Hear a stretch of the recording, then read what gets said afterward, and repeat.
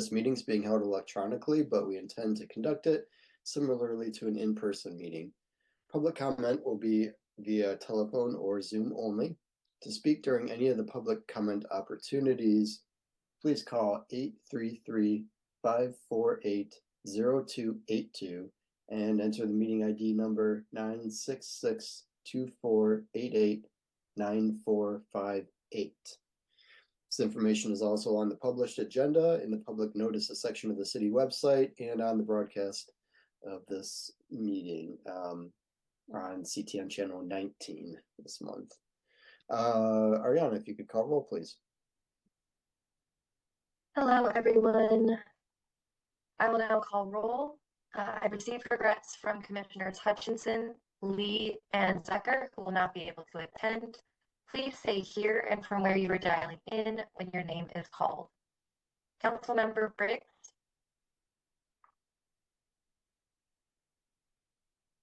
Commissioner Carpenter. Here, Superior Township. Commissioner Conway. Here, Ann Arbor. Commissioner Dunlap. Here, Ann Arbor. Commissioner Flewelling. Here, Ann Arbor. Commissioner Hadamaki. Here, Ann Arbor. Commissioner Hoke. Here in Ann Arbor. Commissioner Jacobson. Here, Ann Arbor. Commissioner Keeler.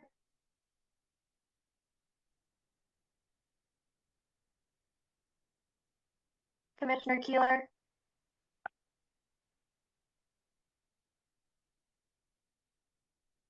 It looks like he's in the attendees panel. Yeah, it looks like, Oh, there he is. He's over here now. yeah.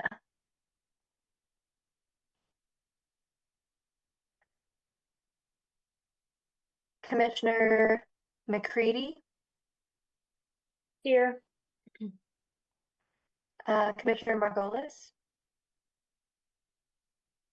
Commissioner Reed. Here from Pittsfield. Commissioner Stuka.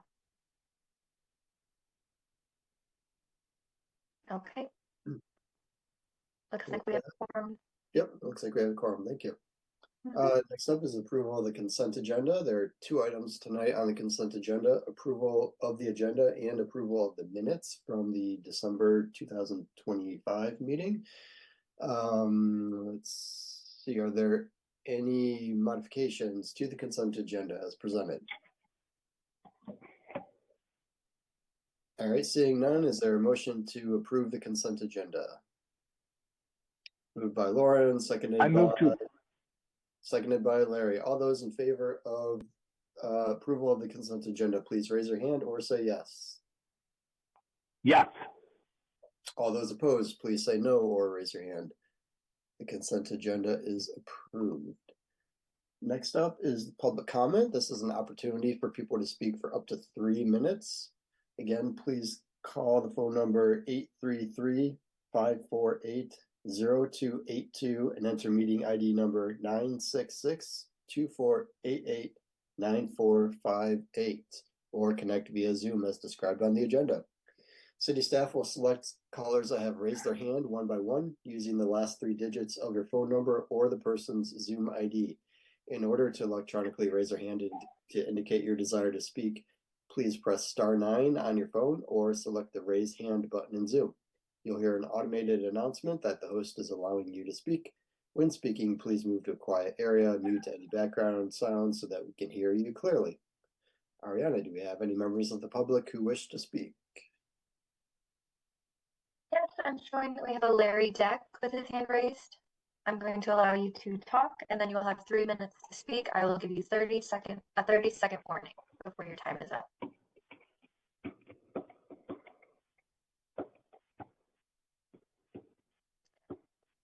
Hey, on you. Okay, it goes. You hear me through the computer or through the phone? It looks like it's through the computer. It's not the phone number. It's dialed in twice. Hang up the phone. I found I was confused by the instructions here. Hold on a second. Okay, you can hear me now? Yep, we can still hear you. Okay. Yeah, Larry Deck. I'm living in Ann Arbor. I'm a longtime board member of Walk Bike Washtenaw. And I wanted to comment on one of the items on your update today, the project proposed in the Xena Pitcher Catherine area, a cycle track there, which is good to see that. That's a good step forward, but we'd like to see a further step forward. Is that project, together with the planned creation of a cycle track going out to Division along Catherine and then on through town and then out Miller to Maple, opens a possibility of a long bike network. We'd like to see the cycle track extended instead of it going from just Catherine to Xena Pitcher, to see it extended on down Xena Pitcher to connect with the ramp to the bridge, the northern bridge over Washtenaw there, and also to the path along Palmer Field, between Palmer Field and Washtenaw Avenue. We get somebody down to the lower bridge, the southern bridge, or to Getty's Road, and opens up the possibility of completing a link both in a cross-state or cross-city network of bike network, starting, say, at the Huron Parkway, going down Getty's, up by Palmer Field, across the cycle track, and then on out to the west part of town on Maple by going out Miller. So it opens the possibility of an east-west connection and also a north-south connection between Central Campus and North Campus. In fact, it's a key component of a potential campus-to-campus bike route. This is one of the key links, and there's a couple other links that have long been planned and should be easy to implement. The connections to the underpasses of East Medical Center Drive and Fuller Road, where it crosses the Huron River. So just extending this cycle track another block and a half down would open up a lot of connectivity opportunities. My understanding, I'm not clear exactly how the plan was developed, but the staff, as I understand it, actually proposed extending some kind of biking facility south to make a connection there to those other non-motorized facilities, but somehow that wasn't included in the final plan. I'm not sure what all the input was that blocked that. One issue I know that came up is the bus stop on Xena Pitcher there, which is an important bus stop. The proper way to deal with that is have the cycle track go behind the bus stop rather than out in the street where it would interfere with loading the bus. The people will be biking north and south in this area anyway, but having a cycle track will help separate cars and buses and bikes from pedestrians. If the cycle track is not extended, then bikers can go north all right on the street, but coming south, they would be required to use a sidewalk, which would be not a good situation. So having a cycle track there would help with the safety of all users there. I think what's needed on this is some in-person discussion and some Thank you, Larry. That is 3 minutes. Okay, can I finish up here? In-person discussion of what's needed, what the issues are, and how those issues can be resolved. Because there's a real opportunity here to make what's already a good project even better and improve connectivity across the city. I'd be happy to be here for any questions if you'd like for a little while. It's an important issue and be good to have some discussion about this. Thank you. Thank you. Anyone else, Ariana? I am not showing anyone with their hand raised. No. All right. Thank you for thanks for those who spoke, and also especially those who wrote emails. Those are in the packet. There's a half dozen or so emails, so please take a look through those as always. All right, moving on. Next up in the business portion of the meeting, first topic are our annual chair and vice chair elections. So a little bit of background. The bylaws specify that essentially the elections for the next year, their annual elections need to happen during the January meeting, essentially before February 1st. So that would be the January meeting, which this is, and the elections would take effect starting March 1st. So essentially the March meeting would be the first meeting with the whoever wins the elections. The bylaws also stipulate that no one can be in the same role for more than 3 years for chair and vice chair. That's exactly how many years I've been in the chair role, so I will not be running for chair this year. So the other, just how this works generally is you can nominate somebody else or you can nominate yourself, and then we'll collect whoever is nominated, and then we'll if need be, we'll have an election. And I think that's everything. So let's start with the chair. Again, I won't be running for chair because I will still be on the commission, of course, just not able to be chair.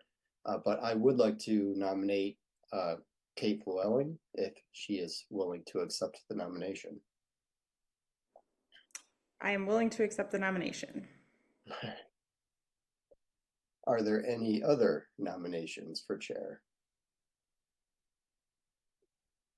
I nominate Kate because she's been vice chair for the last year and has a lot of good background knowledge on the position, and I think she'll be great. So if there are no other nominations for chair, let's vote on that. All those in favor of Kate Llewellyn as chair of the Transportation Commission starting March 1st for the term of 1 year, please raise your hand or say yes. All right, I think that certainly a majority, so congrats, Kate. Next up is vice chair. Any nominations? Should I I'll raise my hand. Go ahead. Brett, I was going to nominate you for vice chair. I think that would be good continuity. So that would be my nomination.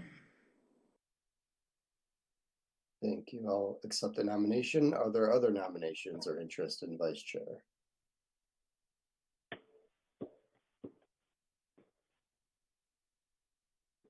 All right, seeing none, let's vote then for myself to be vice chair starting on March 1st for a year. All those in favor say yes or raise your hand. Yes. Looks like that is going to happen as well. So essentially we're flipping. Looking forward to Kate though, leading the commission. And I don't know how if everybody knows how it works. The vice chair really is just here in case the chair can't chair a meeting. But I know that Kate will be great in this role. All right. So that piece of business done. Next up is the 2025 Transportation Commission Annual Report. This is another piece of business that we do annually around January. And so I'll let Ariana introduce that and discuss what we have. And I think we will vote on releasing it. I'll let Ariana discuss it first, and then we'll perhaps vote on the release of it. So. Yeah, so one of your attachments in this month's agenda was the 2025 annual report. This is something that we'll be sending to City Council once you guys approve it, just to share with City Council what our commission has been able to accomplish in 2025. So that is attached. I can go ahead and clear my screen if there's any interest. I didn't know if anybody had any comments or questions regarding the document. Any amendments?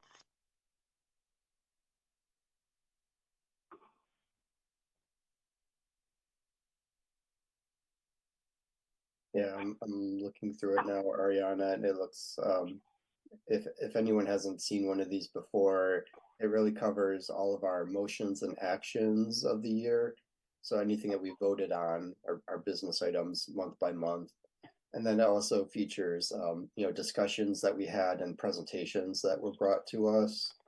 I think there might be links to these things too, but those are the main two sections: are business items that we voted on, and then all the presentations that we received.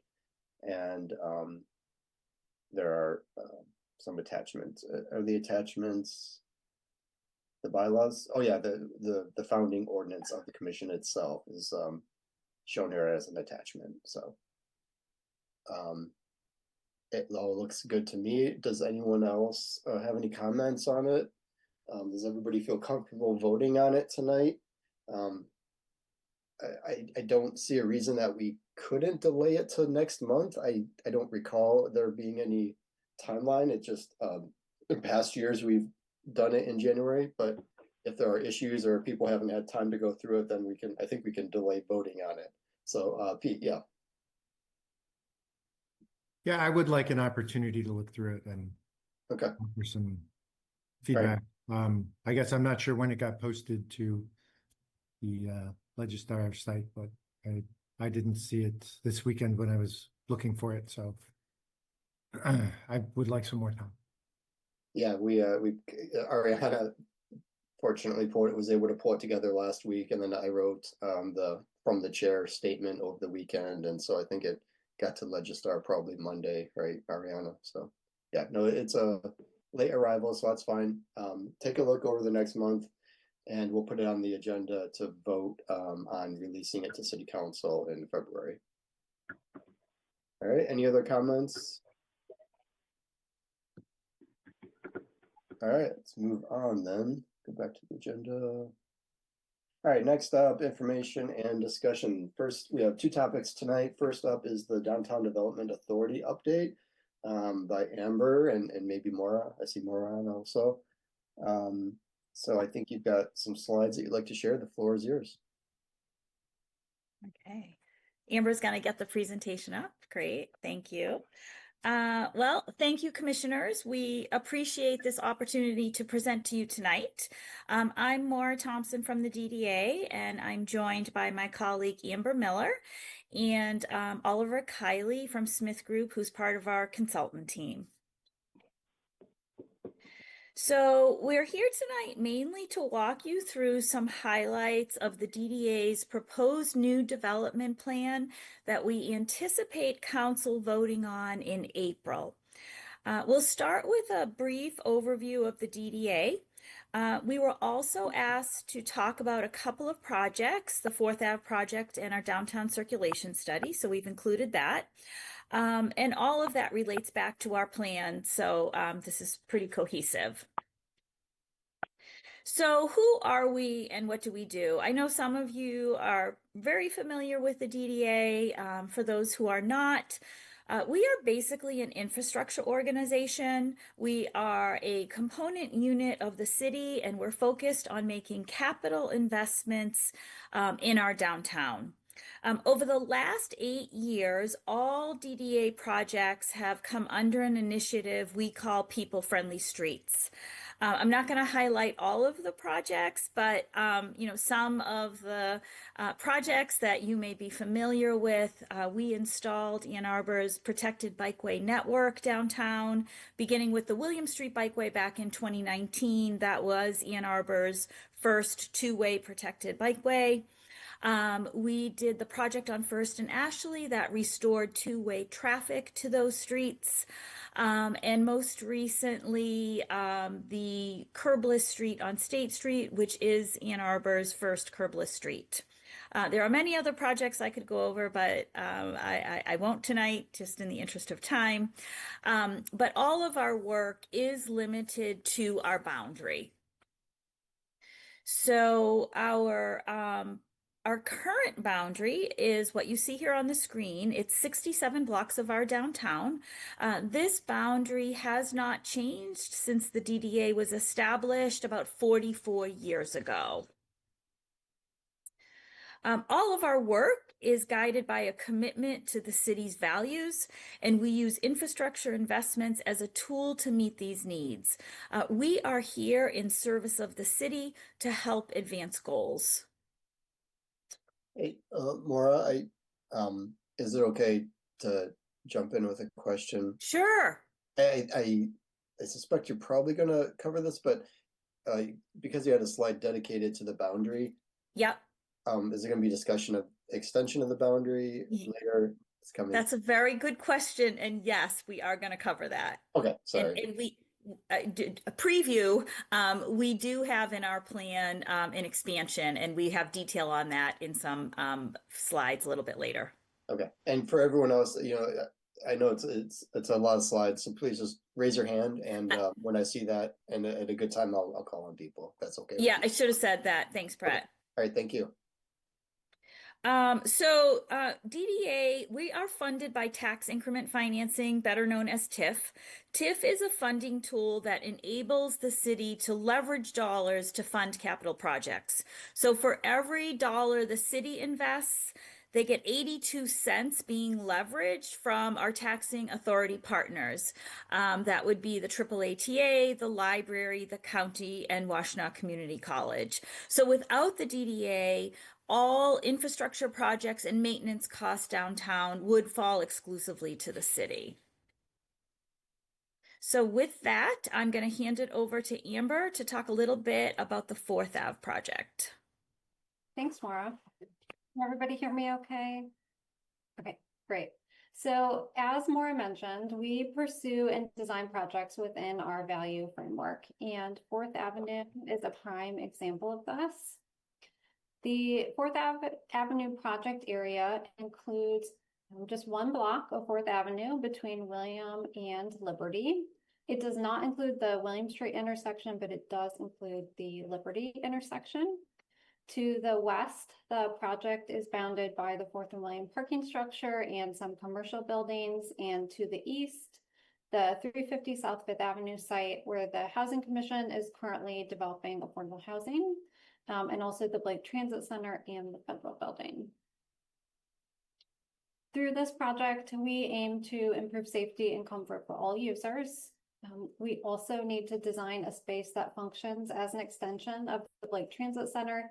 As I'm sure all of you are aware, 4th Avenue is where a significant amount of transit service is provided.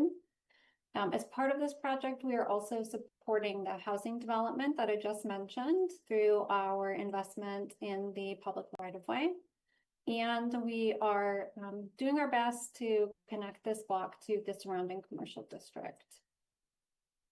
And one main focus of this effort has been collaboration as a way to maximize benefit. So we are working very closely with City Public Services. They are providing the utility funding, and the Transportation Department has been a strong partner in this as well. The RIDE and the Housing Commission are also essential partners in this project.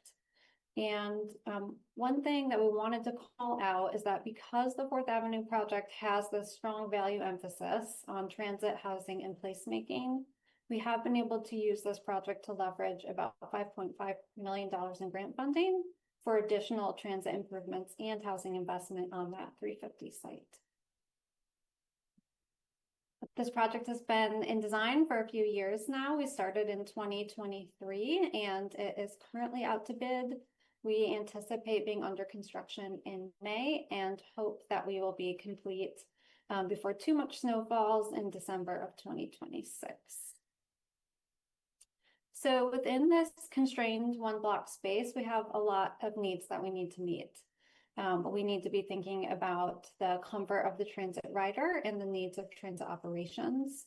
We also need to meet the functional needs of the new housing development, things like solid waste service, and ensure loading for the commercial uses that are on the block. So the rendering on the screen here shows a view of the new design looking south from the Liberty intersection and some of the design elements that we think will be meeting these needs. So the project includes wider sidewalks, which allows us to put in nice large transit shelters, marked transit loading lanes, and new lighting. We also received input from the Commission on Disability Issues and Disability Network, and that informed the inclusion of audible pedestrian signals, and including at a new mid-block crossing, which is visible in this view of the streetscape looking north from the William Street intersection. So this shows the mid-block crossing adjacent to the Blake Transit Center. And then the scope also includes directional tiles along the walking path to guide users across the Transit Center Drive and where the walking path shifts. And then lastly, as with all of our projects, this project includes public art. In this space, we really want to celebrate transit, celebrate this as a place for people to spend time. So we are partnering with local authors and illustrators, Philip and Aaron Stead, to highlight their children's book, A Sick Day for Amos McGee. There will be a ground floor mural on the ground floor of the 4th and William parking structure. If you haven't read this book, I highly suggest you take a look. It's a lovely book focused around transit, and the characters in the book take transit in order to care for their friends. So we thought this would be a perfect fit for this location. And that we're going to shift to our next topic, which is the circulation study update. And Oliver's going to do that. Great, thanks, Amber. So the circulation study, just give a little bit of an overview of that and where we've come in this process and how this feeds into the work for the DDA's development and TIF plan. If you go to the next slide. It's worth just kind of looking back at a little bit about the process. So the work on the circulation study started back in March, or back in late 2023, excuse me, and it kicked off kind of in parallel with two other planning efforts. So the first one was the comprehensive plan, and just want to highlight that this really was a unique opportunity. A lot of communities don't have the chance to be planning something significant like a circulation study for their downtown in concert with thinking about land use change and all the pieces that are part of the city's comprehensive plan. So this was a great opportunity to be able to tie values together, tie the engagement process together, and have some really robust public conversations. Ultimately, recommendations from the circulation study became part of the DDA's development and TIF plan and the recommended projects in there. And that does tie into the question earlier about the boundary as well. Next slide.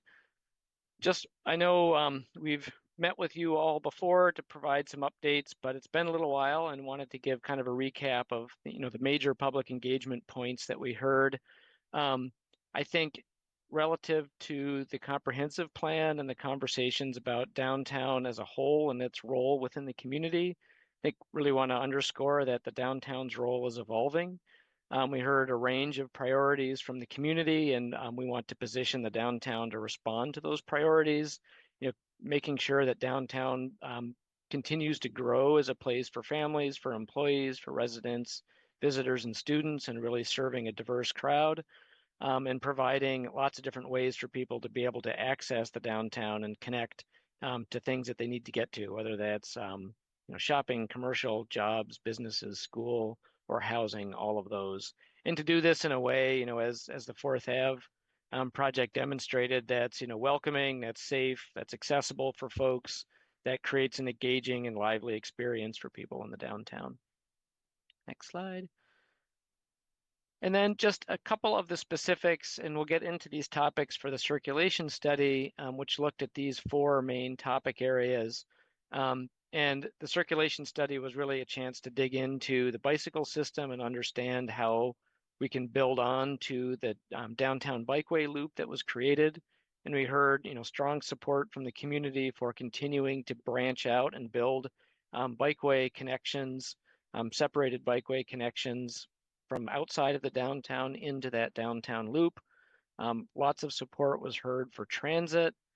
Continued support for strengthening the pedestrian environment and really thinking about how to frame the whole pedestrian realm as a space that's vibrant and welcoming for folks. And then thinking about the street network, building on some of the things that we had learned from the First and Ashley project and other transformational street projects to understand, what can we really do to continue to make downtown accessible, safe, and comfortable for everyone. And there was support for that as well from the community. Next slide. So getting into the circulation study itself, the study was completed and the report, final report draft issued in August of last year. And if you go to the next slide, as mentioned, these are really the four main topic areas of the circulation study. I touched on some of the projects already that were looked at within those, again, building on the bicycle loop, enhancing transit, continuing to enliven the pedestrian realm and pedestrian environment, and then thinking about the street network and changes that could be done to support multimodal connectivity. Next slide. So drilling into the bicycle improvements, as I mentioned, we really started by looking at the downtown bikeway loop that was built and went through an analysis process to understand what were some of the really key points of connection and destinations that people wanted to get to, and how could we lay out a network that essentially connected almost every block of the downtown to the bikeway loop within 1 or 2 blocks of distance, and then start to build those connections into the neighborhood. And recognizing that we want to continue to support bicycling activity in the city, making sure that bicycle facilities are safe and comfortable for everyone, that it can encourage greater ridership was really central to the work and to the planning. So facilities like separated bikeways, bike boulevards, and shared use trails really were the emphasis over things like normal bike lanes that may only be comfortable for a certain subset of the bicycling population. Next slide. And so just to provide an inventory of kind of where the recommendations landed, a connection that was mentioned earlier in the meeting today along Catherine Street out towards the U of M's medical campus in the Xena Pitcher area, an extension of the Division Street Bikeway north up to and eventually over the Broadway Bridge, a trail connection through the 721 publicly owned site to the west of North Main Street, and then a connection over to Summit Street in the Wheeler Park area. The Washington Bike Boulevard was another project that we looked at in great detail. And then the Miller Street Bikeway was a project that was initially on the list to kind of study through the circulation study, and happy to share that that was one that had a lot of momentum, and the city picked up the reins on that and moved that project forward pretty quickly on its own kind of parallel timeline. And as you may know, that that's substantially complete and open, which is really exciting to see that coming to fruition.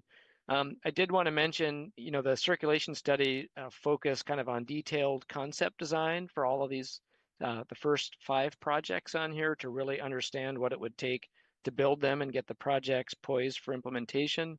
There are other kind of coordinated projects for bicycling improvement that are underway through parallel efforts that weren't covered by the circulation study. So improvements along State Street, some of those have already been implemented, and ongoing work with the city's Safe Streets for All program that's also improving bicycle connections, particularly on the south edge of downtown.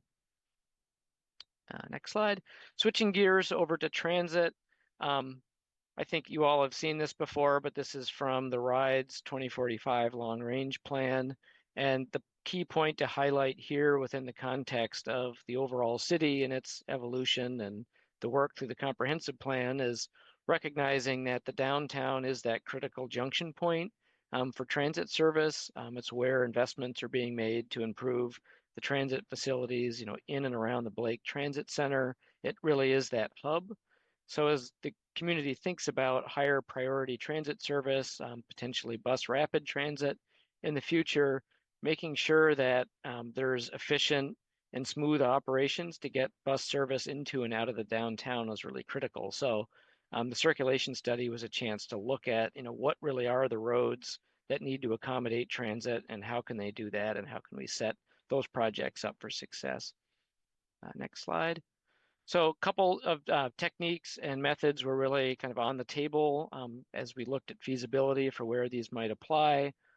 Transit signal priority, so that's not dedicated transit lanes, but technology that lets buses talk to the transit signals and get priority access through intersections, particularly during periods of higher congestion where buses might be getting delayed.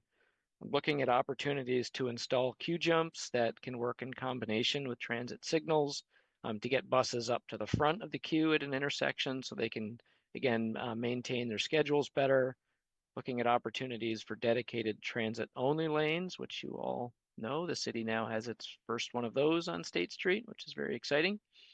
And then improvements to transit stops, in particular alignment with bicycle facilities, but also creating enhanced waiting areas. Next slide.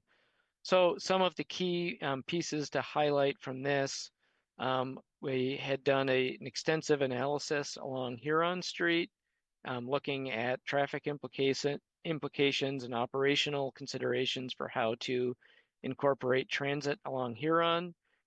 That all is kind of in the couched within the conversations about the jurisdictional transfer studies. So we put together some design ideas for how to accommodate that and continue to make Huron Street less of a barrier and more of a street of access for transit, and helping to set the stage for BRT access along that corridor to serve that east-west connection. Looked at the area on 4th and 5th Ave around the Blake, kind of between Huron Street and William Street, as opportunities for installing transit signal priority to again help operations into and out of the Blake Transit Center. The area over by Glen and Fuller, connecting down into the Huron-Washtenaw corridor. It's an opportunity for potential Q-jump lanes. Again, that's an area that tends to get fairly heavy traffic during certain times of the day, so allowing transit to get through there efficiently is important. And one of the bigger conversations that we had in this under this topic was trying to identify the northern connection for potential BRT or higher service transit going north out of downtown. So this was looking at primarily at 5th Ave and the connection to Beeks and then to Broadway Bridge and how that could all work in a way that supports transit. Okay, and then third topic here on the street network. So some of the things that we had looked at, the big one here was an assessment of two-way restoration possibilities along Division and 5th Ave. We looked at several different intersection locations that are currently signalized to see if there were opportunities to convert those into all-way stop signals and actually decommission the traffic signals. That can help depending on intersection characteristics from a safety and comfort and even level of service standpoint for pedestrians and vehicles, not to mention reducing maintenance costs for not having to maintain signals. So definitely benefits in finding the places where that might work. Other signal recommendations throughout the downtown, continuing to install LPIs and accessible pedestrian signals, and then the areas for other intersection improvements. Next slide. So some of the key kind of recommendations on here, as mentioned, we had looked at 5th Ave and Division from a two-way traffic restoration standpoint. Looked at that from both a design standpoint, can it fit with the required street changes? How would it be operating to understand how it would operate from a traffic standpoint, and then to understand the safety implications and the comfort implications and just how it can help change the character of the downtown. I think we've seen through the changes implemented on 1st and Ashley Street that it really does change the tempo and the feeling of those roads and makes them feel more like a part of the downtown. And there's definitely some key broad range of benefits that come from that. So study was recommending that those projects be advanced into the next stage of consideration. That would include putting Beeks back to two-way restoration as well to support those connections over to the Broadway Bridge area, which is also a rather significant area for potential change, that whole kind of Broadway interchange, and thinking about how that would have to be redesigned to accommodate two-way travel, but also to accommodate some of the bus and transit improvements that are desired along there. Ann Street, the block along City Hall, was looked at as a companion piece for two-way restoration, just to extend kind of the flexibility of the road network. And then ultimately, Liberty and Ashley and Liberty and Thompson were identified as two intersections where it's recommended that the signals are decommissioned and converted to all-way stops.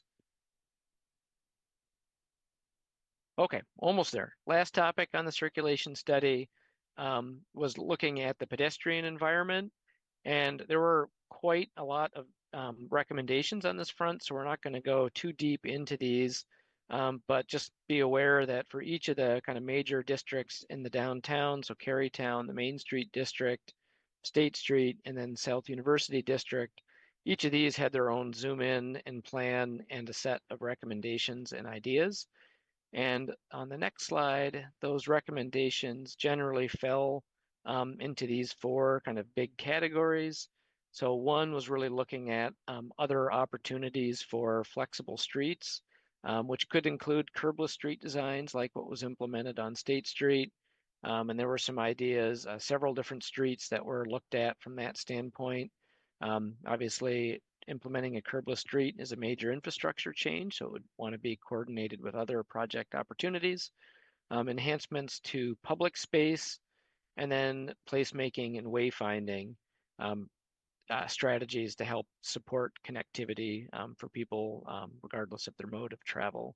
So those would all be projects generally kind of within the DDA's purview.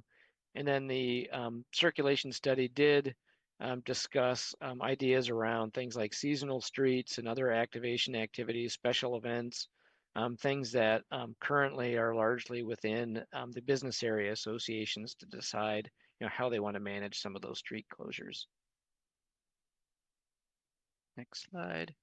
And just a couple examples.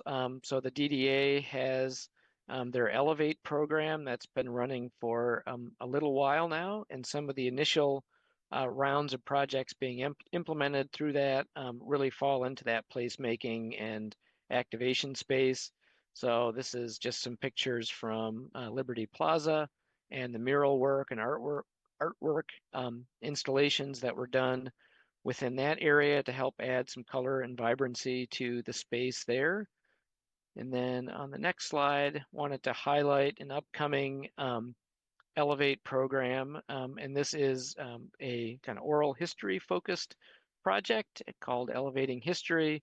And this is really looking at the kind of broader Carytown district and the African American cultural heritage and history of that area, and really working to emphasize kind of the storytelling components of that history, installing murals that can help honor the area's history and help support the legacy of Black businesses, families, and civic leaders in that area. So really cool to be elevating those kinds of things. So thank you. All right, thanks, Oliver. Okay, so I'm gonna wrap up oh, do we have a question? Yeah, go for it, Kate. Yeah, sorry, I just missed the explanation of the Broadway interchange improvement suggestion. And again, I'm sorry, I'm sure you said it, I just missed it. The reconfiguration. Yeah, so without getting too far in the weeds, what the plan assessed, and this was looked at from kind of a physical geometric standpoint and from a operation standpoint for bikes and pedestrians and cars in transit, it's recommending to reconfigure that intersection and actually convert it into more of a traditional four-way intersection in that area that would tie Division, Broadway, and Summit Street all together into more of a traditional intersection, and then Broadway coming over the bridge. Tie all of that together into more of a traditional intersection. Right now, it kind of almost feels like a highway interchange with on-ramps and off-ramps, and sight lines and visibility isn't great. And as a pedestrian or a cyclist trying to get through there, it can be pretty harrowing at times. So the recommendation is to kind of change the way that intersection works, kind of redesign and reconstruct that whole area more as a traditional intersection. That would allow for creation of a potential like inbound transit lane, even coming across the Broadway Bridge to support transit access. And that would want to be designed likely in concert with converting Fifth and Division to two-way. Although we did look at some options if it stayed in a one-way configuration, how that might work. Great, thank you. Yep.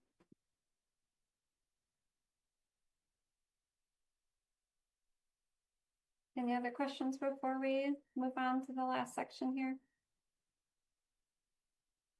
Okay. So I am wrapping up the presentation talking about the development and TIF plan, and do want to warn you that I'm going to get a little bit in the weeds, but we thought the context would be helpful for you all. So just interrupt, ask questions, and bear with me as I walk you through this. So as Maura mentioned, the DDA is a component unit of the city, but it is important to note that DDAs are not automatically part of a city. DDAs have to be created and then extended to continue to exist. And the mechanism for doing that is the development and TIF plan.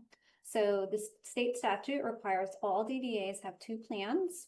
One is the development plan, which establishes our boundary and our projects and programs. And the other is our tax increment finance plan, otherwise known as TIF, which estimates our revenue and details how we'll use that revenue. Both of these plans need to be approved and current. Our plan expires in 2033, and we're in the process of having a new plan approved. Plans typically span 30 years, and it was really important to us that our plan clearly detail and communicate what we want to accomplish over those 30 years. Staff, if approved, staff will use this to guide our capital project work, and our board will use it in their decision-making and oversight. Because this is a 30-year effort, we wanted to be very comprehensive. So we started by looking at a range of plans and studies to identify potential projects and programs. So that includes the circulation study pretty extensively, as Oliver mentioned. Also the MDOT jurisdictional study, the city's Vision Zero transportation plan, and the RIDES 2045 plan. So from that analysis and from public engagement, we ended up with a long list of potential projects and programs. On the program side, our commitment to public restrooms downtown will continue. Our commitment to affordable housing grants will also continue, and upsizing utilities for affordable housing. And we have some other small grant programs that will continue. We also identified the need for a new program, and we are calling it the Downtown Service Team.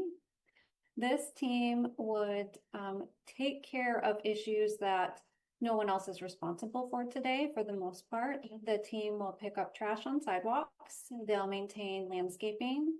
They'll clear snow in some key areas like curb ramps, bus stops, bike parking, benches, and the sidewalk extension area next to ADA parking. And then they'll also take on some minor repair work.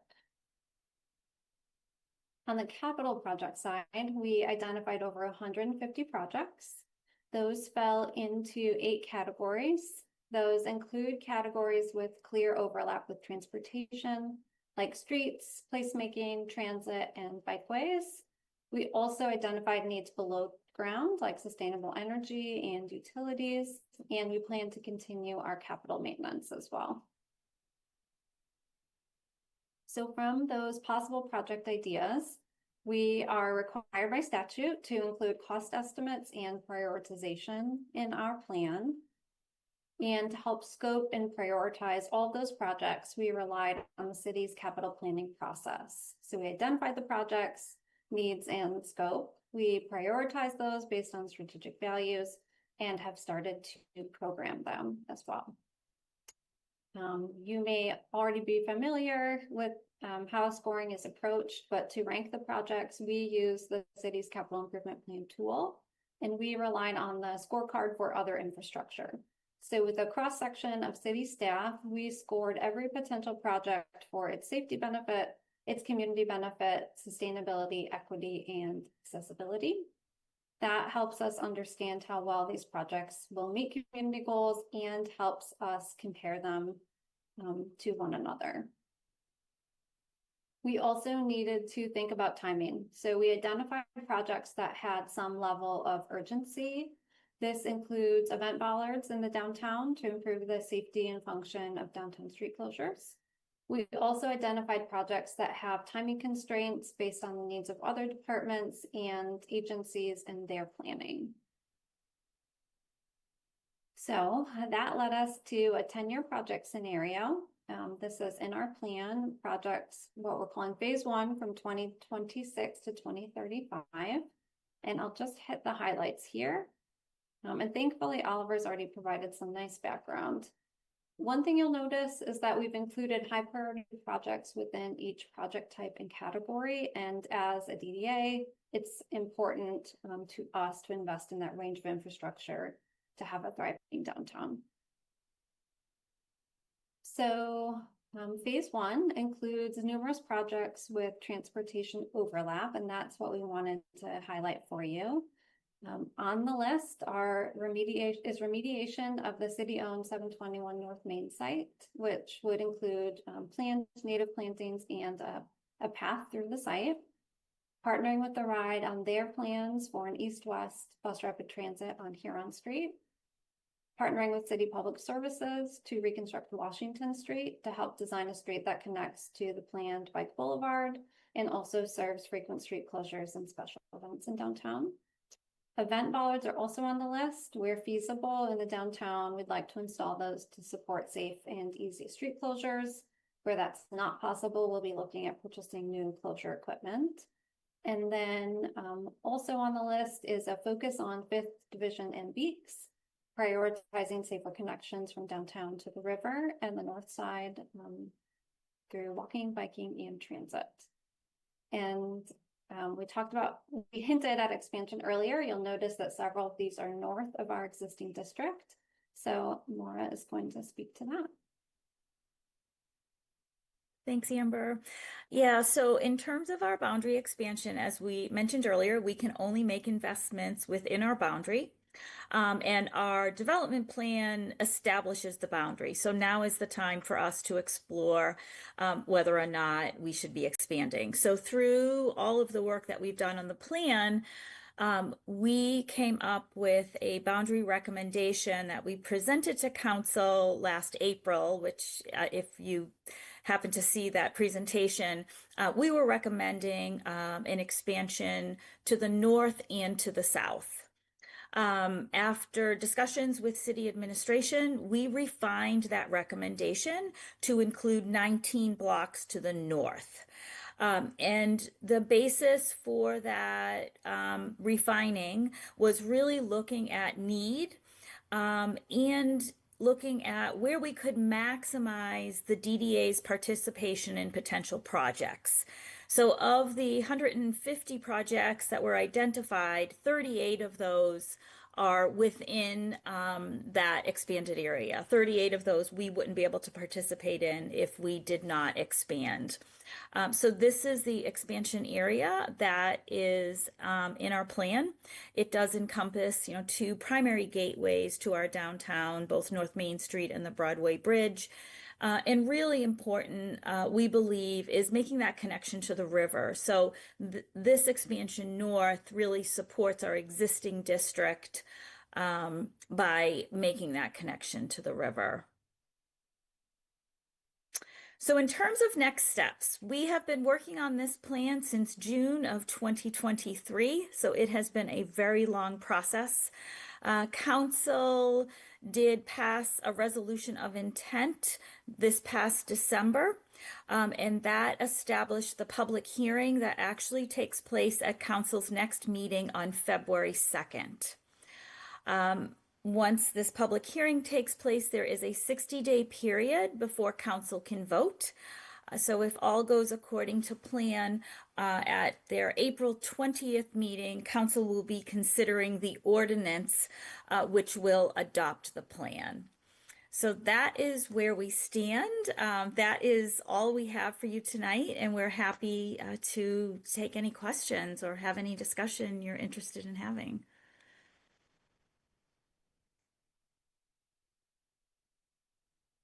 Questions, comments on all the topics? It was very comprehensive. Right? Oh, yes, Rachel. Thank you so much. That was a really just a wealth of information. I am new to the specifics of TIF districts, and I'm wondering if you can share, as you think about the pros and cons of expansion, and specifically, stakeholders who may be encouraging expansion versus stakeholders who may be against expansion. What are specifically the fiscal implications of expansion vis-a-vis, the TIF district? So the fiscal implications for our expansion to the north actually start out very small. So, we would be capturing taxes from other taxing units, AAATA, the city, the library, the county, and Washtenaw Community College. The amount, to put it into context, in the if we were to expand to the north, in the first 10 years, the budget implication for the DDA, our budget would increase by 2%. In the first year, it would increase by 0.5%. So the amount of revenue that the DDA would be receiving from that expansion area starts out very small. And hopefully, you know, as time goes on, and values grow, not only the DDA, but all the taxing units, everybody benefits as values go up. But for the expansion, you know, we're really looking at it based on where the investment is needed. And we will be using funds from our original district to take on investments within that expanded area. And that probably doesn't answer your whole question, but that's one piece of it. Well, that definitely answers a big part of my question. I think like the other part is just like who is against the expansion and why, essentially. So if you feel comfortable sharing that, happy to hear about it. Yeah, I mean, we have, so I can tell you at our at the council meeting where the resolution of intent was passed, we did have 2 people speaking out against the DDA in general, expansion and otherwise. I guess I can't clearly articulate their reasons for that. Amber, I don't know if you have anything you want to add. It's hard because I think sometimes the DDA is not a well understood organization. So we tend to come up against people who don't really know what we do, but are vehemently against our organization. Yeah, and I think just expand on that, government funding is complicated, and tax increment financing in particular is very complicated. So I think it's easy for people to misunderstand it. I think also sometimes there's confusion because development is in our name, which really is public space development.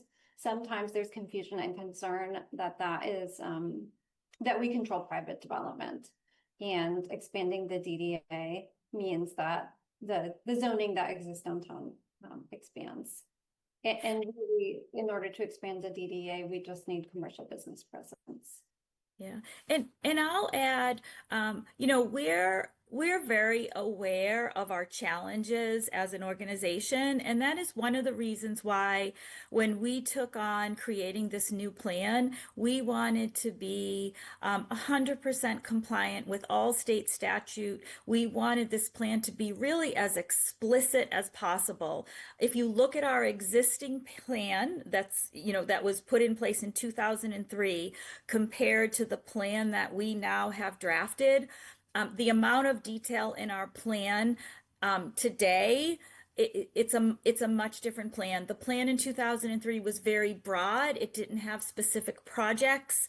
It sort of gave the DDA kind of the ability to take on things that weren't maybe explicit in the plan, and we want to be very explicit. This is our roadmap. We want the community to see this is what we intend to do for the next 30 years, and we really can't do anything that's not in that plan. Thank you. Other questions or comments?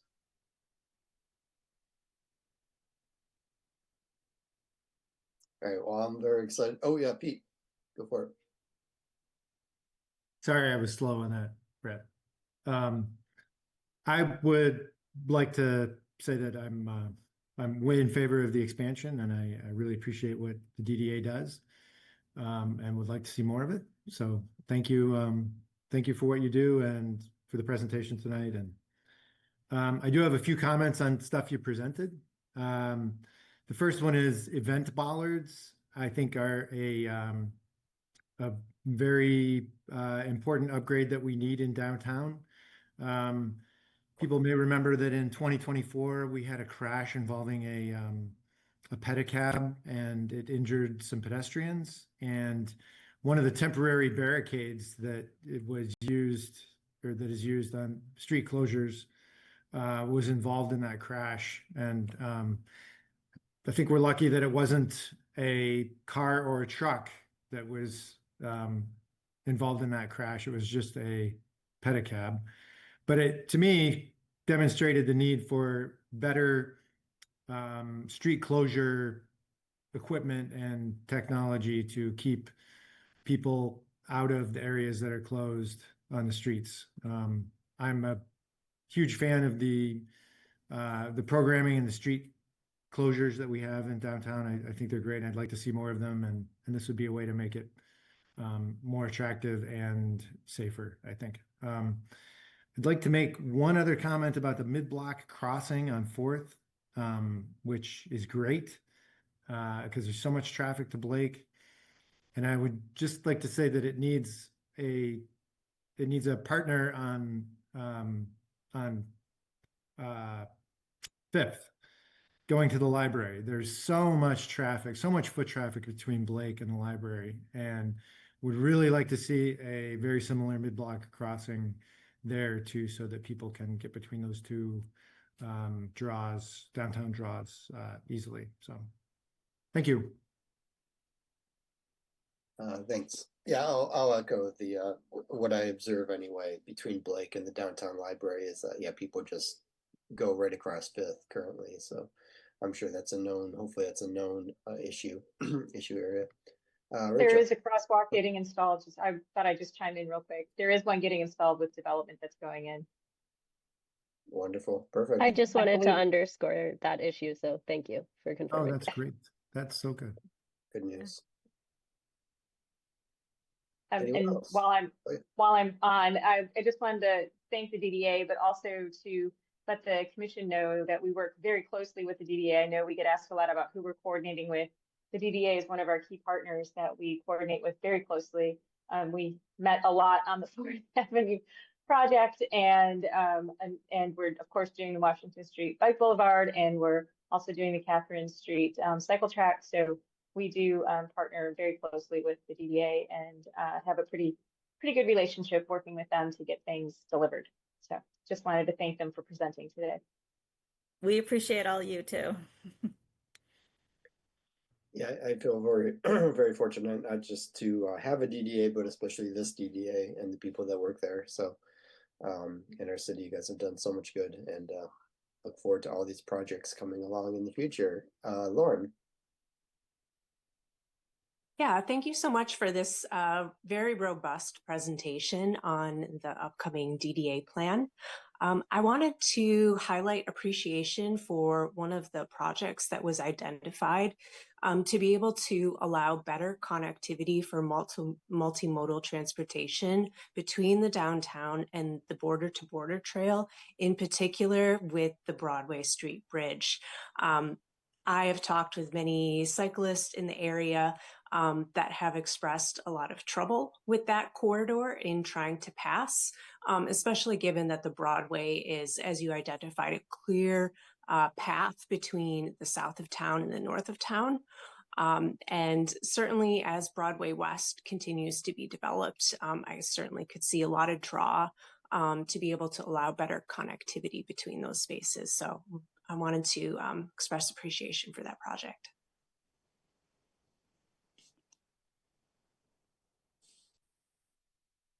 All right, anyone else? All right, if not, I want to thank you, all, I think 3 of you that presented tonight. I always enjoy, at least once a year or so, the DDA comes and presents something to us, and it's always a great time. So thank you, and thanks again for the work that you do. Thank you all so much for your time. All right, moving on then. Next, the second of 2 topics tonight in our information and discussion section is the road safety audit topic. So I think this is going to be Suzanne and Cynthia. So the floor is yours. Alrighty, Cynthia, I will pull up the slides. Bear with me just a moment.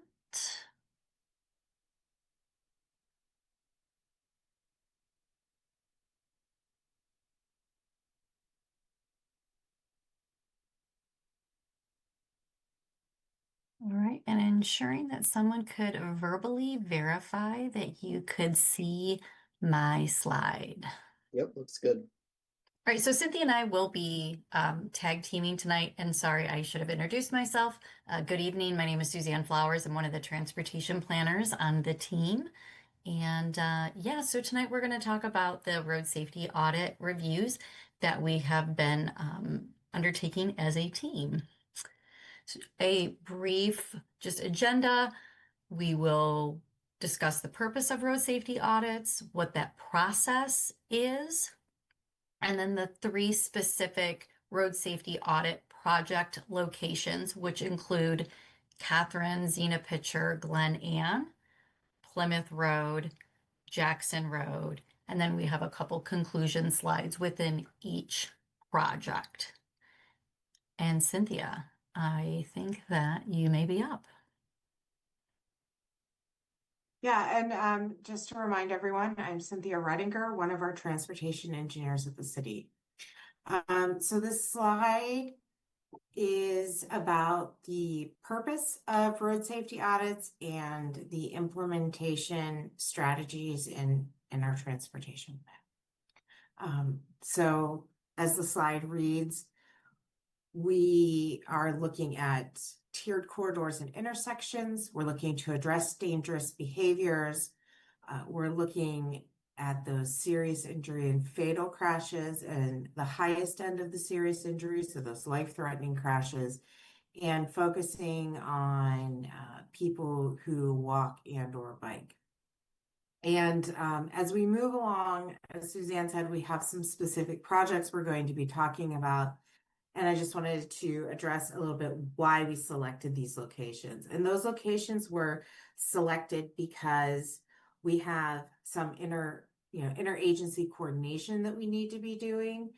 Particularly, we have some coordination at a couple of these locations with MDOT, and then, just like the crash data really led us towards looking at these, and we really wanted to focus on ped bike safety in these areas.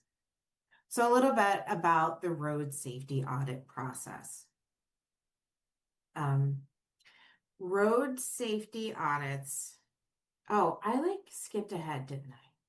Oh, so I think, Cynthia, we are on the RSA definition slide and the objectives. Yes, sorry. I apologize. I have dueling presentations going on, so I can see the notes on my other screen, and I'm just being wrong.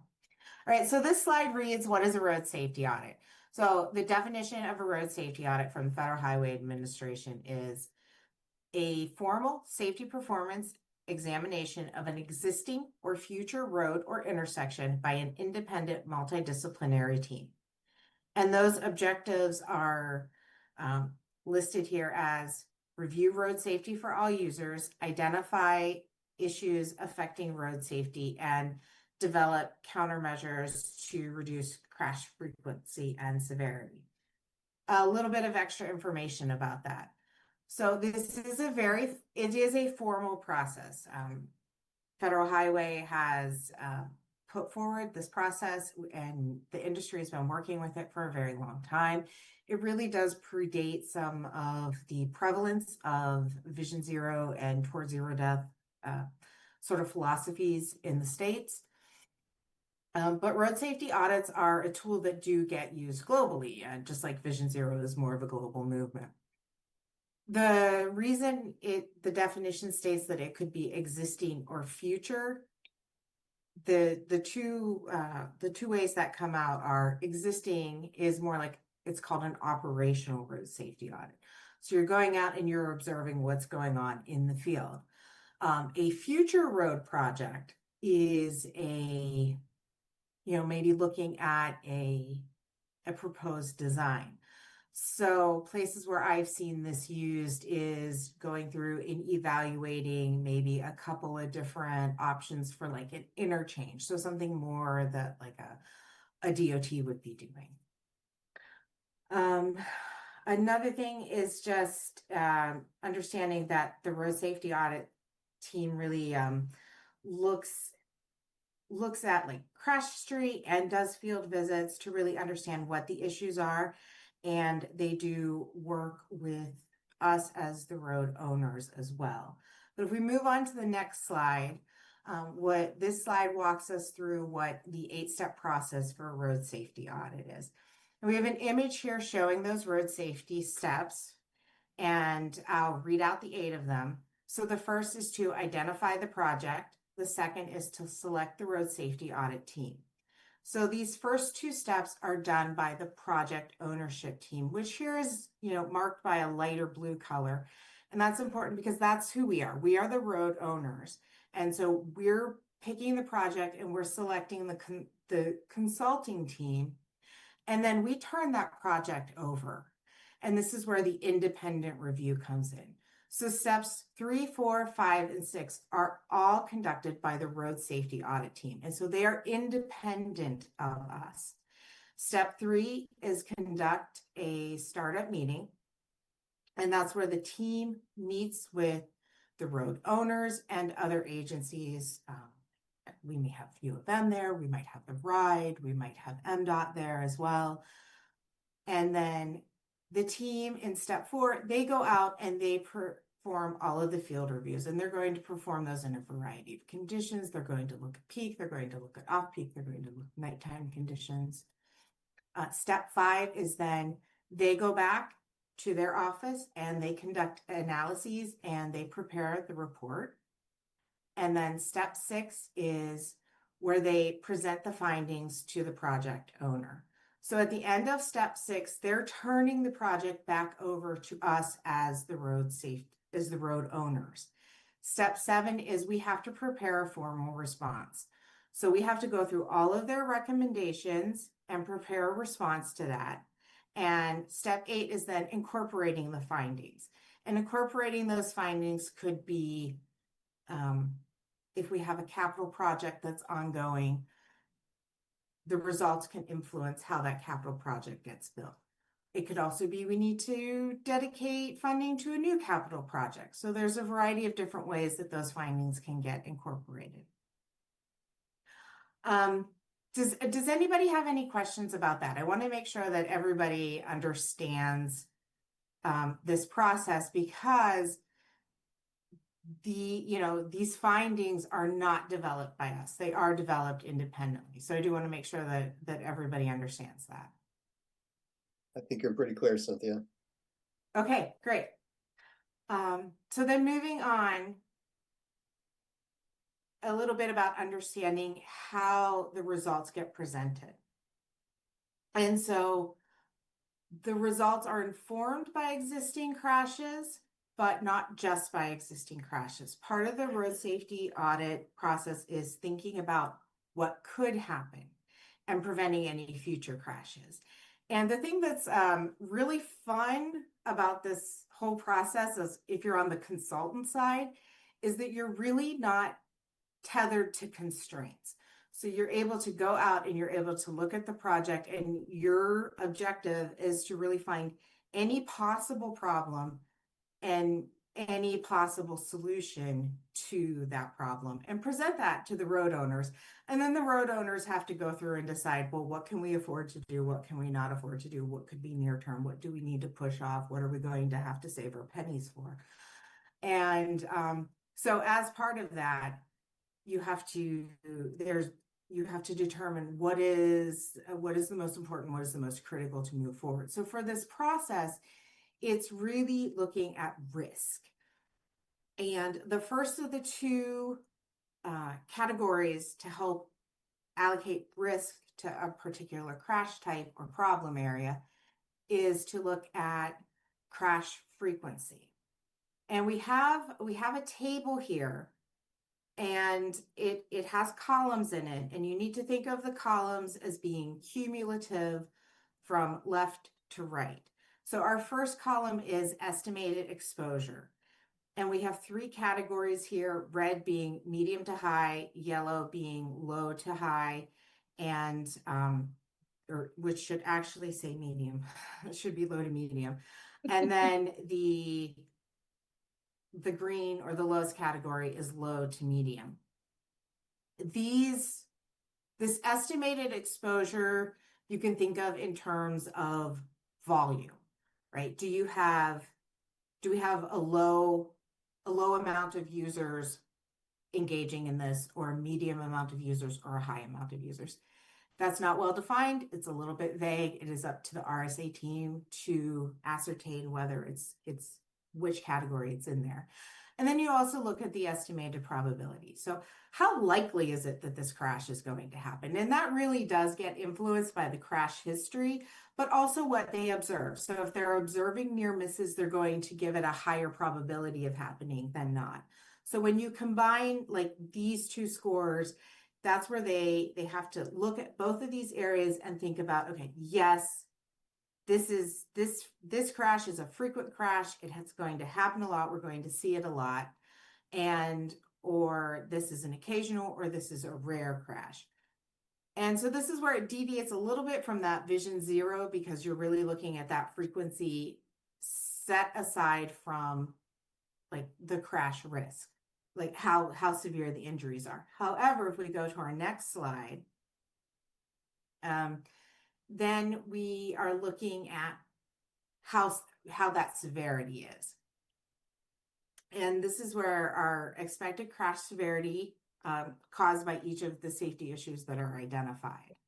And so once again, we have a table with 3 columns in it. And our first table is what are the typical, this typical collisions expected. So are these, what type are they? Do we have high speeds or heavy vehicles, peds, bikes? Those are going to be at that highest severity, because any crash that involves those, it's more likely to have a really severe outcome. Moving down, we have collisions involving medium speeds, or they're head-on crash or crossing crashes, and sort of like off-road collisions. So those are all crash types that we would expect to have higher injury levels. And then looking the next level down is then in crashes involving medium to low speeds, or like left or right turns, and then crashes involving low to medium speeds, and rear ends, side swipes, things that are really not very likely to have an injury associated with them. And then we're also you can also think about that in terms of the second column, which is probable fatality or incapacitating injury for those highest severity rating, and then looking at moderate to severe injury down to minor to moderate injuries, and then property damages only. So that's a red, a yellow, or an orange, a yellow, and a green on each of these rows, and then it's high, moderate, low, and negligible. So these two considerations get combined in our next slide, where we're looking at, we cross-reference these, and then we rank it, and we give it a letter grade. And just like when we were all in school, A is something to be less concerned about, and moving from B to C to D to E to F, F is the worst.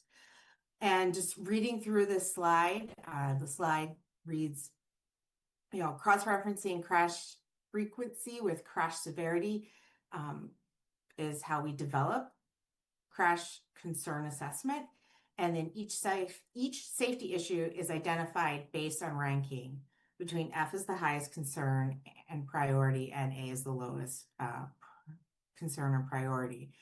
And we have an image here that is just, putting both of those previous areas together and to having a matrix where you can figure out what your crash severity is. And the team will go through, the RSA team goes through, and every single item that they are identifying as a concern, they need to go through and do this rating on, so that we as the road owners can understand how to prioritize our responses. Suzanne, if you want to go ahead and move forward. And we have 3 projects where we conducted road safety audits in 2025. And all three of these projects have other partners. Our first project is the intersections of Glen Catherine, Glen and Ann and Xena Pitcher, and the roadways connecting those. This project was actually, we received grant funding from SEMCOG, and we were able to do this project through SEMCOG. And our significant partners on this project were both the University of Michigan and the RIDE. And then we have two projects that we identified as concerns locally because of crash history. And that's Plymouth Road between Green and northbound US 23, and Jackson Road between Maple and Wagner. Both of those projects were conducted through local bid by WSP, and our really significant partner there for both of these is MDOT, but also the RIDE, and we invited U of M to be part of those discussions as well. So at this point, I'm going to go ahead and turn it over to Suzanne to talk about the projects, unless anyone has questions about the process before we move on. Yeah, Pete. Can you go back to the first methodology slide?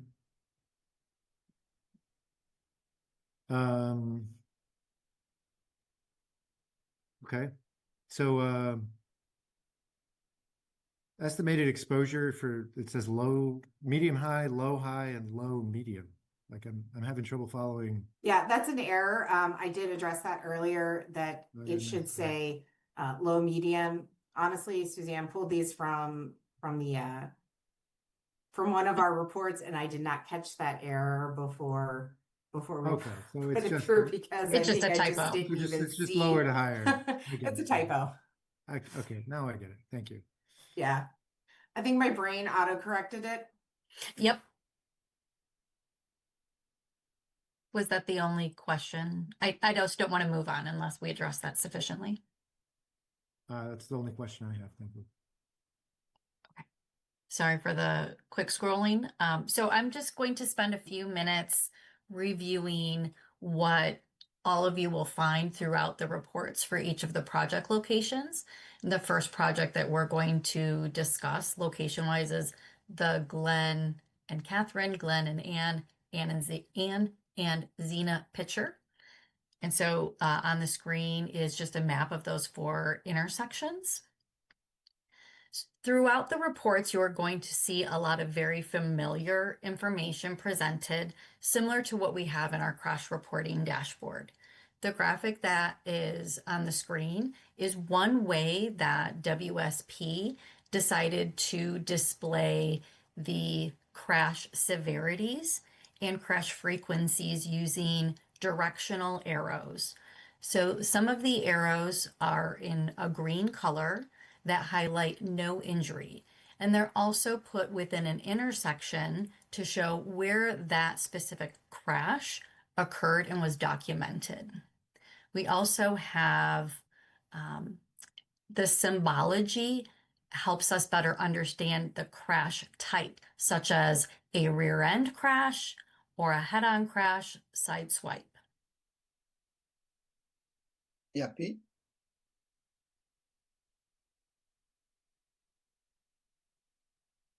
Sorry, didn't mean to do that. Oh, okay. So I just wanted to make sure that all of these images you'll be able to find in the road safety audit final reports, which will be made available to you following this evening's presentation. A familiar graphic will show different ways to show crash severity. And again, through that analysis, this is a pie chart that shows about, the stratification of no injury crashes, suspected serious injury crashes in a pie chart form. Again, that is for the overall crashes, and we have the years by which the data was provided. And if new data needed to be provided due to, UD10s, we provided that information to WSP as part of their request for information from the city. We also will see a lot of different types to just show the information, such as crash distribution by hour. For this particular location, we definitely see some peaks and valleys surrounding the midday and our kind of peak hour of travel for people. So again, it's just a way to show different ways to highlight the information across all of the reports. One of the good things that a road safety audit provides is existing safety measures that the city and other partners have put in place. And so I have listed those out. This is not an exhaustive list, but this just does demonstrate some of those. We do have modern features at intersections, intersection and pedestrian scale lighting, sidewalk connectivity, no turn on red restrictions. There is a pedestrian skywalk, and there are existing bike facilities. I also have a couple images on the screen that show those no turn on red and the compliance signage that one would encounter if they were traveling this location. Additionally, as Cynthia noted, as part of the process, having the independent team go out and do field reviews is really critical to see what's happening at different times of day. So they did go out in the morning, in the evening, during different peak hour travel times. We do know that different locations have those peak travels differently, so we help them better understand when they may need to go out maybe a little sooner than like a 7 a.m. for like a shift change for University of Michigan traffic. So on the screen, we do have a couple different images that highlight the photos that they took to help us better understand the existing conditions as they interacted with them. One are some photos of cracked pavement that people who are traveling this corridor would encounter, a non-working light fixture, pedestrians walking in the road along a closed portion of sidewalk on Ann Street. And they also have a couple photos that highlight some potentially confusing or sign heavy overload, signage overload that they called it. I'm going to grab a sip of water real quick. And as Cynthia noted, I only took a small snippet of the safety concerns and suggestions to include on tonight's presentation, but we do have all of the rankings and categories of how WSP provided that categorization of the crash severity and frequency on the screen before you. So they did consolidate these categories. So there isn't like one specific for pedestrians or cyclists. They collapse those into non-motorized facilities. And that right now for this study area is a E rating.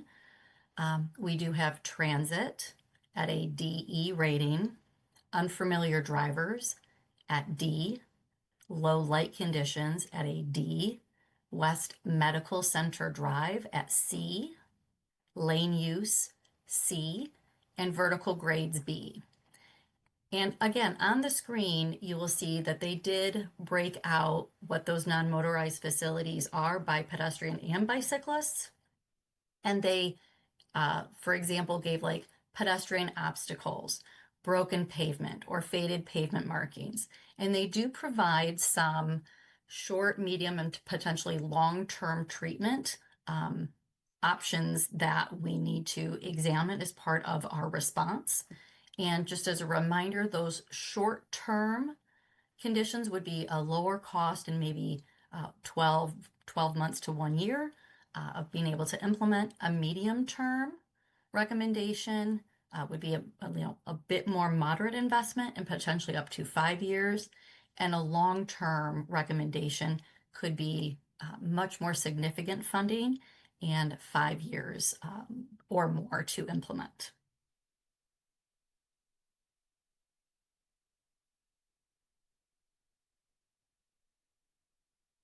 I hope my screen, I'm sorry, it is not clear whether or not my slide moved. Yes, it did. Apologies.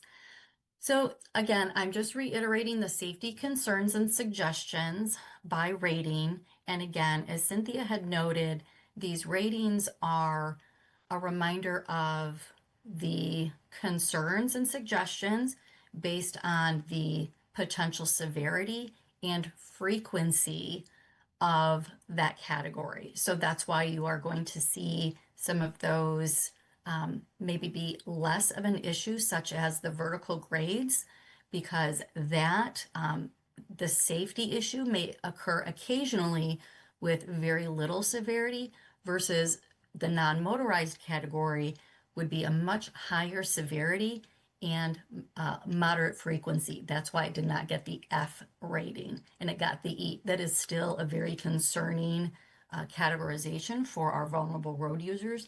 And that is exactly the reason why we have this evaluation tool.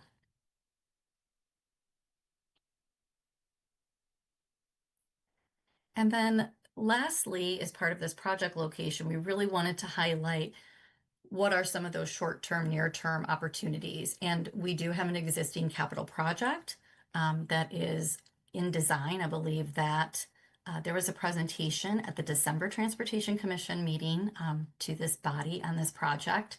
And so it is incorporating numerous CIP, capital improvement project, known projects that are adopted by City Council, and will also include updated pedestrian countdown signals, expanding the use of no turn on red, reducing crossing distances, and again, a real utilization and partnership of utilizing this study to help inform the changes as part of that capital project. So we were intentional about the timing of that, knowing that that project was happening in 2026 construction season. And just as a side note, we have been awarded a carbon reduction program grant for signal modernization in 2029 with several locations in this area as well. So we're looking to really maximize those grant dollars when we receive them to continue to make updates in our transportation system. Cynthia, was there anything that you wanted to add on the Catherine Zena Pitcher project or how we're incorporating findings?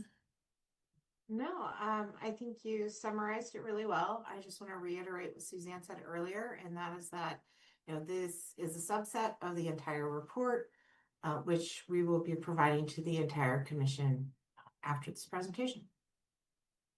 Okay, great. I will move into the next project location, which is Plymouth Road. And again, those extents for that evaluation were Green Road to the northbound US 23 ramp. So slightly, yes, a very appropriate location for us to be evaluating. The slides again that I'm going to show, I'm going to go a little bit faster this time. These are again those summary trend information, time of day, weekly trend, monthly trends. So just showing that there are some different graphics that you'll find throughout each of the reports, but very helpful to inform what is happening on the ground. Again, crash analysis and summaries, showing fatal injuries, no injuries, suspected and possible injuries. And then the existing safety measures within this Plymouth corridor are like a modern box span signal configuration and backplates. That backplating is something that you'll see around the city of Ann Arbor. And Cynthia, can you help for those of us that are planners and novices, what that backplate helps when people are traveling a corridor?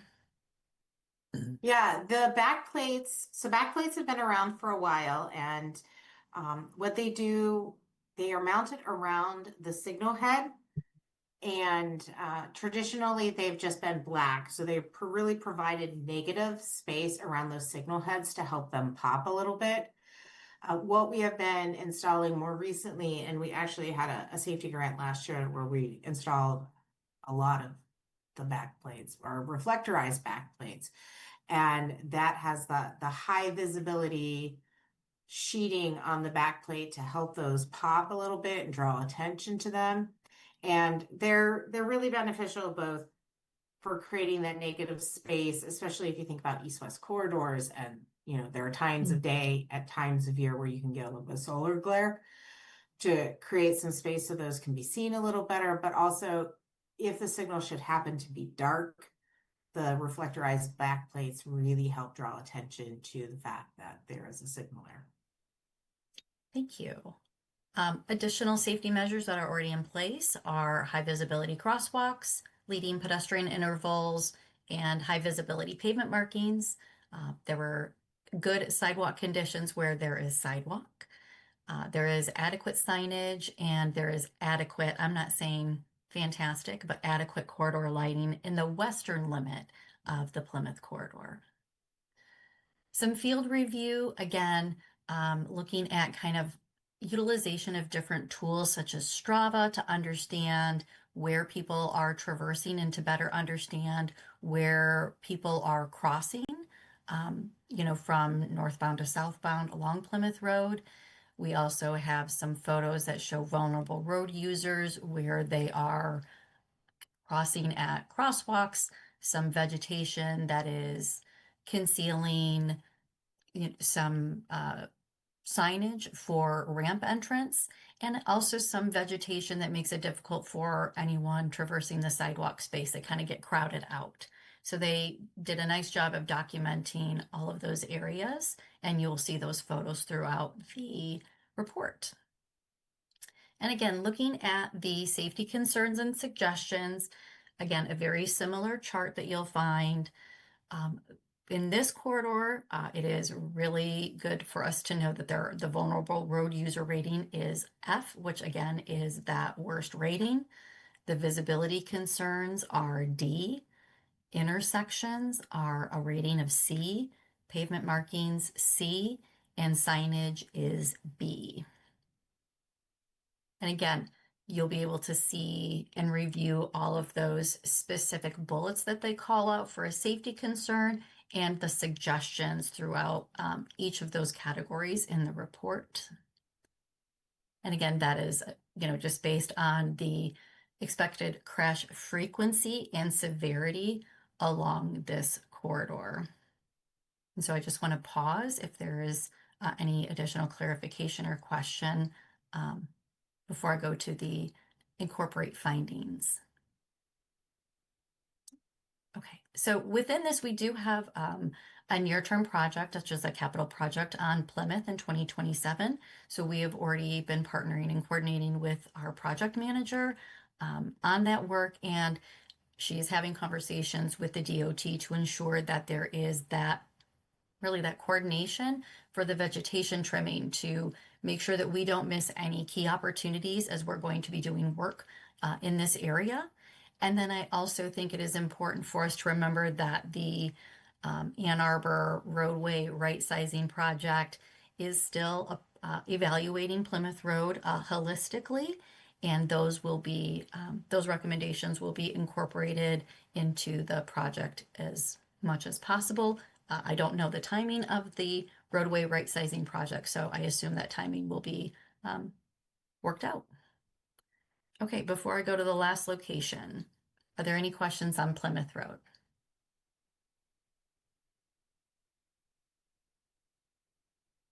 Okay, I will move along. All right, our last project location is Jackson Road. Again, the limits are Wagner to Maple.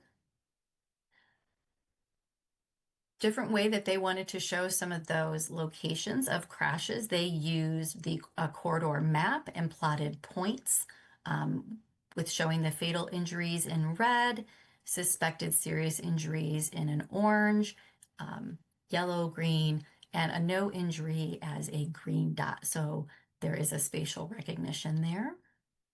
Again, we do see some temporal crash distribution by hour. I found this information actually really interesting. Noon is a very peak area for the Jackson Road in this location. And then you do see that kind of peak travel between 3 and 5 p.m.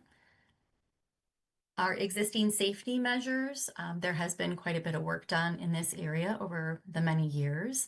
We do have accessible pedestrian signals, Americans with disability ramps. We do have corridor lighting. There is a shared use path south of Jackson, on the south side of Jackson Ave. There is a presence of guardrail, advanced flashing signs, and there is a bus shelter at the Westgate Shopping Center on Jackson. Additionally, they did lots of field review in this corridor as well. We have some images of cyclists biking along Hilltop Drive, showing some crosswalks at Maple Road intersection. And we do see some challenges. If anybody has traveled in this area, trying to turn left out of Westgate is almost impossible. So they do have an image of a vehicle turning left from the Westgate shopping plaza, and then what that nighttime lighting along the Jackson Road corridor is. Similarly, we do have all of the safety concerns and suggestions bulleted out by vulnerable road user, and then the complementary recommendations. The vulnerable road user rating is an E, as in really bad. Access management near Westgate is also an E. The westbound curve of Jackson is an E, and the queuing at the bus stop is a rating of D. Again, looking at what that crash frequency and severity would be, we do have our, again, vulnerable road users being those that would occur predominantly the most frequently with the most severity. And then the access management one is obviously in the westbound curve are also E ratings because of the frequency and occurrence that we are seeing crashes and severe crashes occurring in those areas. My last slide to incorporate findings. This is a more challenging location right now. We do not have a CIP project that we're partnering with MDOT, and MDOT also does not have any upcoming, their version of a CIP project in the next 5 years. But we are and have brought all of these road safety audit evaluations to MDOT and our quarterly safety meetings. And we will be looking to incorporate the recommendations into our CIP process in the fall for prioritization. That is my last slide. I'm happy to pull back up something if need be, but I think Cynthia, yes, Cynthia is still here. We are happy to answer questions if there are any. Questions on the 3 areas of focus or the process in general?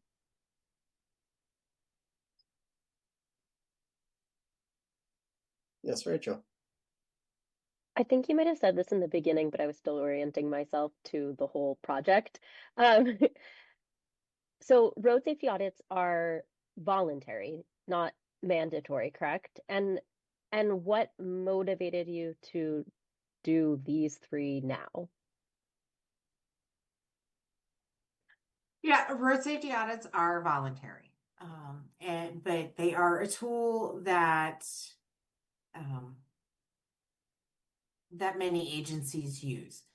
And Suzanne, do you want to talk about the Catherine and Zena Pitcher Glen area, and then I'll talk about the other 2 and why we selected those? Yeah, so we knew that there was a CIP project coming up.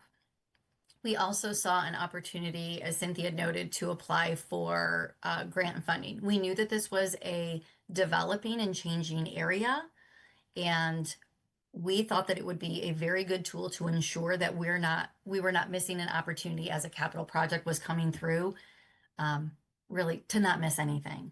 And Cynthia really encouraged us as a team to utilize this tool more fully.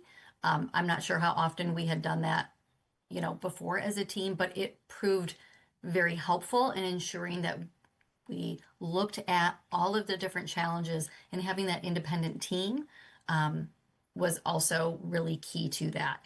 Additionally, we had updated our tiered intersections and corridor map and locations, and these were also still popping up. So we thought that it was also good timing, given that new evaluation, to ensure that there was that coordination. We want to be proactive in the work that we're doing and ensure that we have successful strategies outlined to deal with our tiered intersections and corridors, as that is a short-term strategy in our transportation master plan.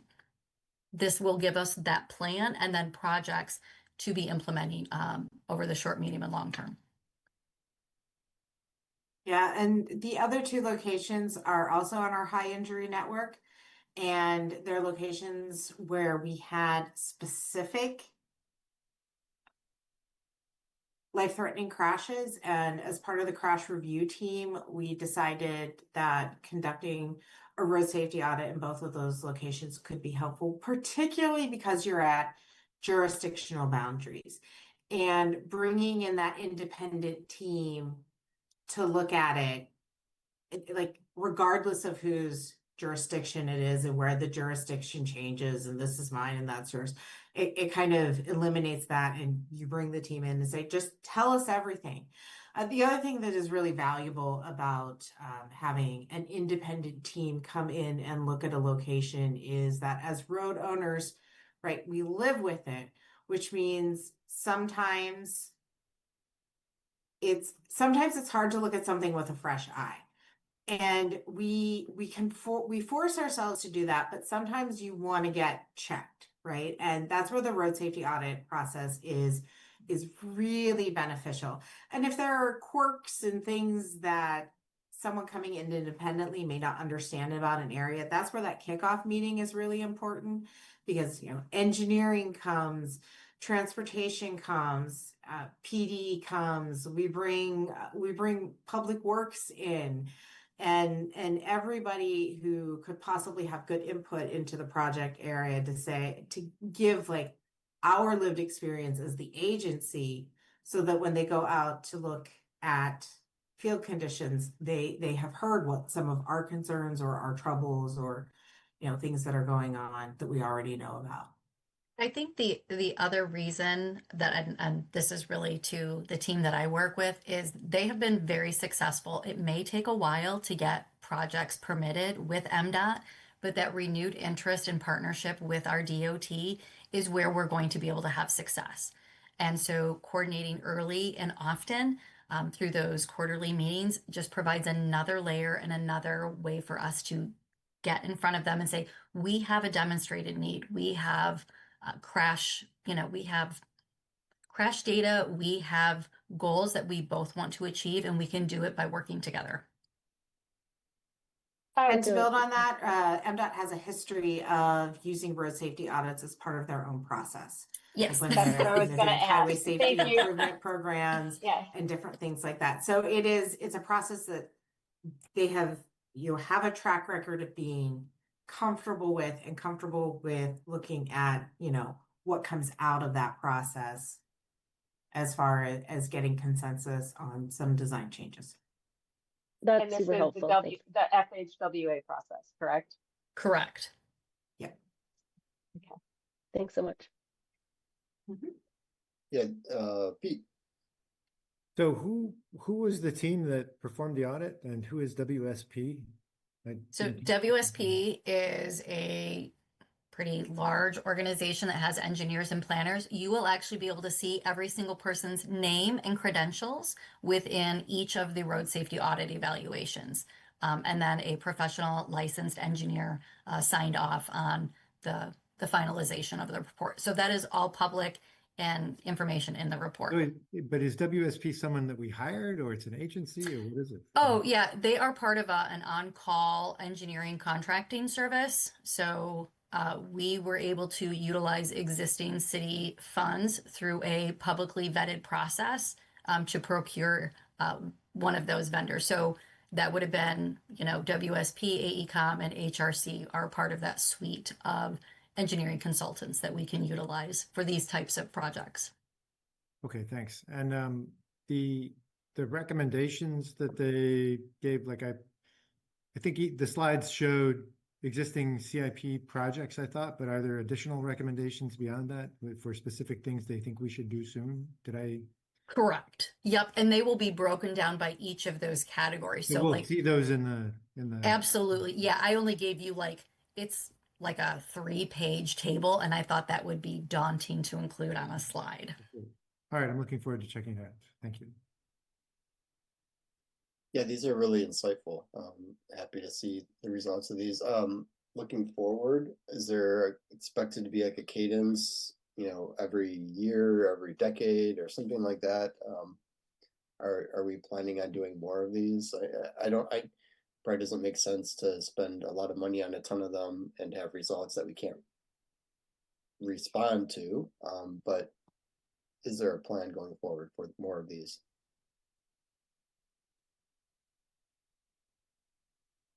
We don't have a set plan at this point. It's definitely something that it is a tool that we have. We have one more project that's coming up.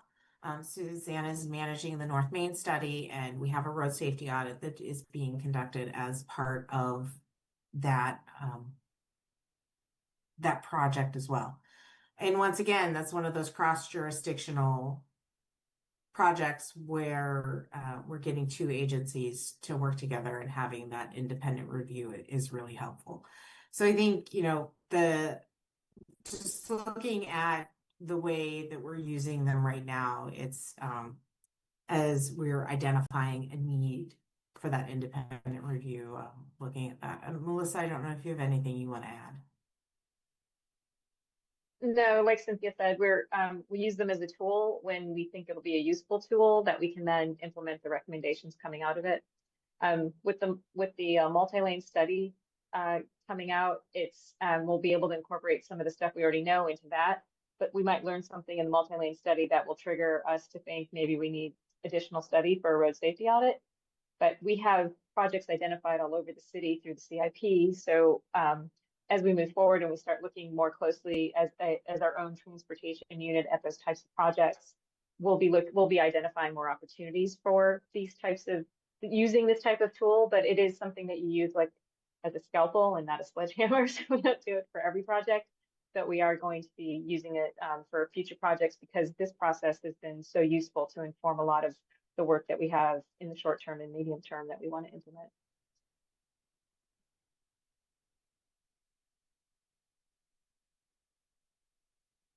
Any other questions or comments before we move on?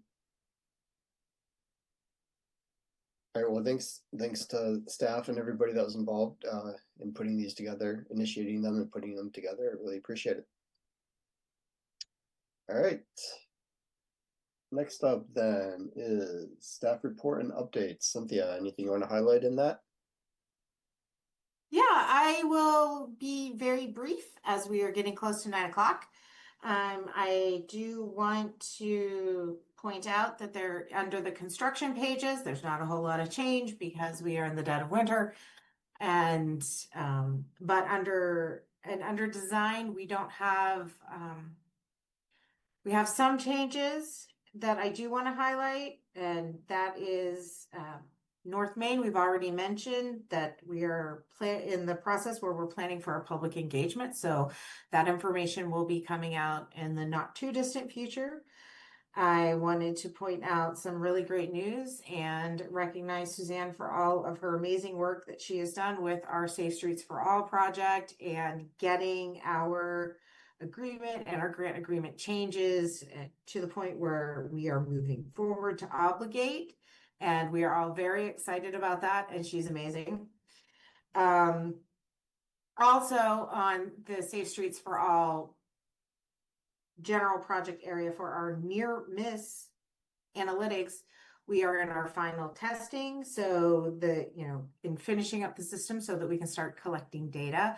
And I believe that the project team will be here next month to give you more detail about that. And Susanna's acknowledging, yes, that's true.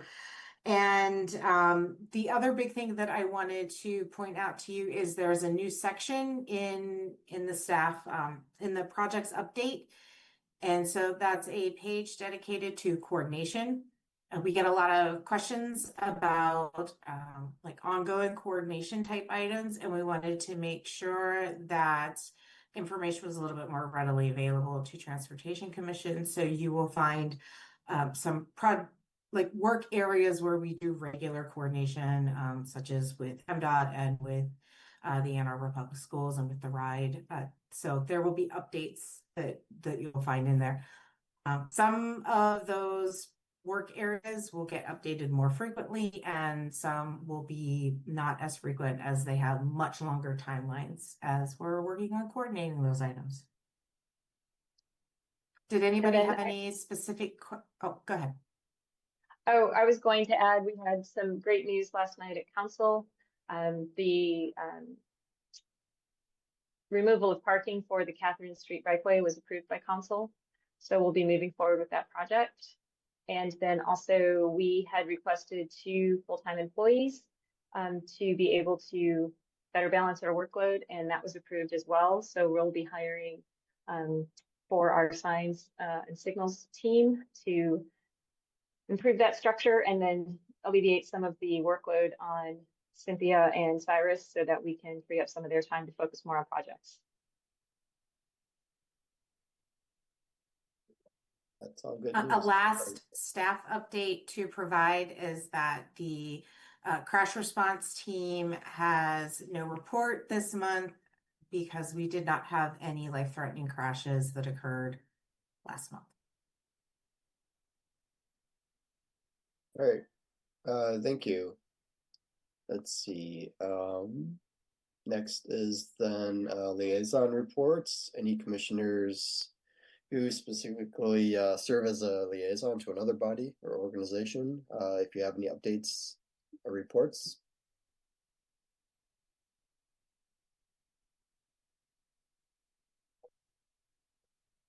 All right, not seeing any, then general commission member communications. Any commissioner invited to provide any report or update if they would like to.